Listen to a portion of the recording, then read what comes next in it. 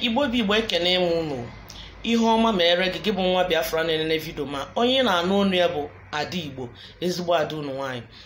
Biko na atụfuru oge ị na-ema ya n'iru fu na iru m adọrọ m mma. O nwere ka m si wee kwado wee pụta ime video taa. Abịa m ine mmadụ anya n'iru. Kedu ihe isi na a na-akpọ gị? Ogechi Okeke Njaka. Gị nwa ka m bịa ka m zie ozi direct maka nke ga adịgo too much na Facebook. Alụ ị na-eme na Facebook, ihe na-akpali ụmụ Igbo na Facebook, ihe na-akpali ụmụ Igbo, mkpali na-akpali ụmụ Igbo, mkpali na-akpali ụmụ Biafra, ọ dịgo too much. Mkpali iji ihe na-eme ordinary of as in iji afa Igbo eme na Facebook, ọ dịgo too much.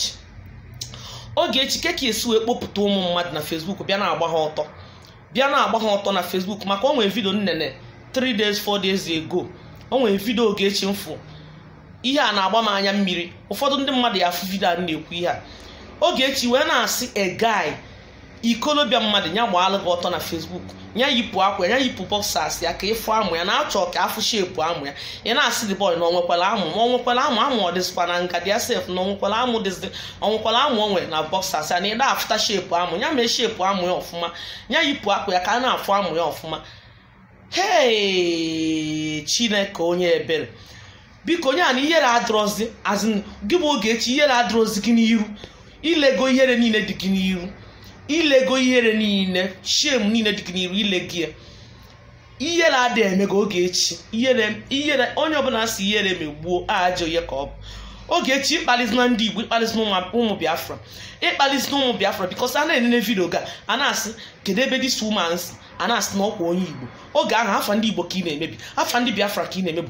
Ogechi kwanyere onwe gị ugwu, debe stupidity gị n'okpuru bed gị. Ogechi zoo ya na kabọọdụ gị, were iberibe gị zoo na kabọọdụ gị, were ekpupe ite ofe gị, ya pot of soup tinye n'ime ite ofe gị kwuchie. Ogechi ịma ntụzi na stupidity gị na social media.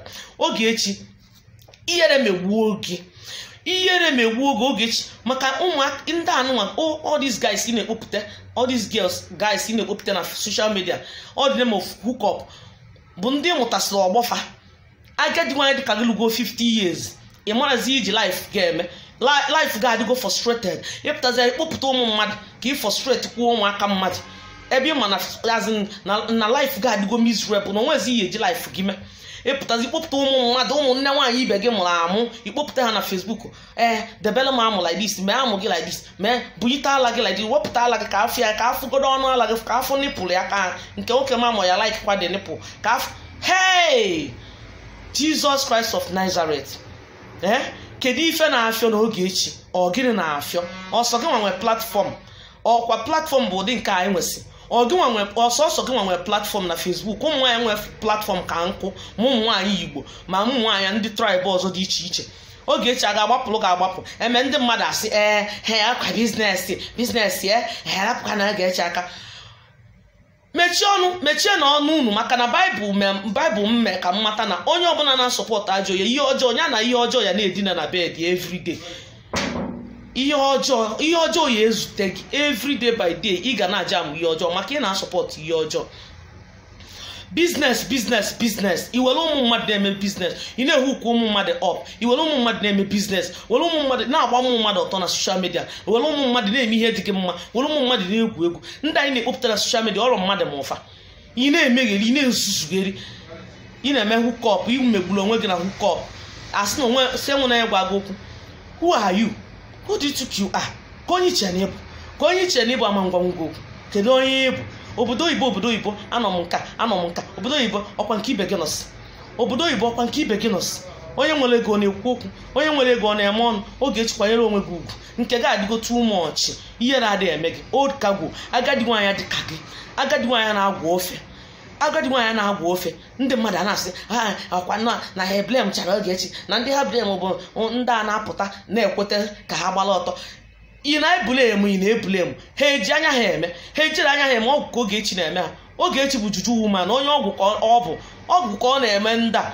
Kedu ego a iji anya ya were anya ya na-abụ were clear eye ya pụta na Facebook bịa na-agba ọtọ? Ọgwụ gị nwa bụ onye na-asọpọtụ ya tiri omee ya nwanne gị nwaanyị, omee ya ofu onye nke gị, ị mara yes na Ogechi bụ ọgwụ ka o ji.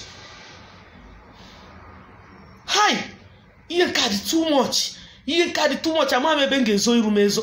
one girl enyi m nwaanyị bịa na nke m wee na-asach wee fụ vida enyi m nwaanyị wee na-asị m hey na the girl bụ onye Yoruba na-asị m hey na this girl I know this woman o na Igbo woman na your sister na I no see wetin your sisters dey do for Facebook ama m ebe m edebe iru m edebe iru m wee na-aza this girl na ọkwa onye Igbo bụ ya because ọ na-asị m this woman no be Igbo dey speak so na Igbo person o but I don't know say Igbos they do like this for Facebook or this and that. Onye m na dem total speechless ama m ihe ngekwu oge echi yela ada emeki yela hey Jesus o Chineke mekwala owebe mana gị nwa bụ nke nwoke gị nwa bụ nke nwaanyị a na-edupụta na Facebook na-edupụta sị gị gbaba ọtọ biko ama m n'ọgwụ mana ụdịka ihe amebọsị ọzọ tibe Holy Ghost fire ịma ka esi afaya Holy Ghost fire fire akpa Holy Ghost fire ka ọgwụ ahụ pụọ gị n'anya tibe Holy Ghost fire si oge echi Holy Ghost fire back to sender si ya ga-adute nwa ya nwoke ahụ ọ mụta si ya ga-adute ka ọ bịa gbaa ya ọtọ na Facebook ọ mara ihe ọ na-eme ọ mara ife mana o duru nwa nke edebe na-agba ụmụ mmadụ ọtọ na Facebook ihe la ada eme oge echi ihe na-eme echi asị m ka m nwa ba ada Igbo ka m bezie gozi direct asịrị onye kwuo pantị ya dọka pantị m dọka oge echi pantị m ama ndọka nkwe maka ihe ndị Igbo iron pant okwu a na-ekwu na ọma ndọka ndị pant m chacha ọma ndọka nwunye m ga-ekwu ihe m furu oge echi ihere m egbuo oge ihere kwụọ gị udo n'ọnụ oge echi ihere m egbuo oge ọdụrọ m ka ị nwere family ọdụrọ m ka ọkwa be mmadụ ka isi pụta maka ọ bụ be mmadụ ka isi pụta this nonsense ịma na-eme ihere adịghị eme ọ bụgodu na ịtụrụ egwu onye ọbụla n'ụwa ịma ntụ egwu Chineke kere n'igwe n'ụwa ịma nsị ka ịtụ egwu Chineke egwu Chukwu adịrọzi unu n'anya n'ụwa onye binye ọtọ na-eme ihe dị ya mma na-ezuzu na-akpọkwu ọsọ gị nwere platform ọ bụrụ nke amụnwa bụ Ada Igbo nwere ihere eme echi ihere emegbuo oge ihe m na-ekwu bụ asọm na ekwe na ọnwụ ejizi na afa Biafra na afa ndị Igbo wee na-ezuzu wee na-akpọ kwulikwuli anwụ na-akpọ na Facebook ọ dị too much nwa anwụ ka onye na-ekwu nwa ga zuo ike ọ gịnị ndị Igbo be anyị si na-ebi ogwu ebi nta anụ na-epusi ogwu na-arụ ama m ihe ndị bụ na-akpịa mana ihe ndị be anyị na-akpịa bụ ebi ogwu ndị be anyị si na ebi ogwu puchere ogwu arụ ya niile mana o pụfọtụrụ ebe a na-ejide ya aka yes ọ ka nwere ebe a na-ejide ya aka mana gị nwa bụ oge echi ịpụrụ ogwu arụ gị niile o nwere ebe mfụ anyị ejide gị aka ihere eme echi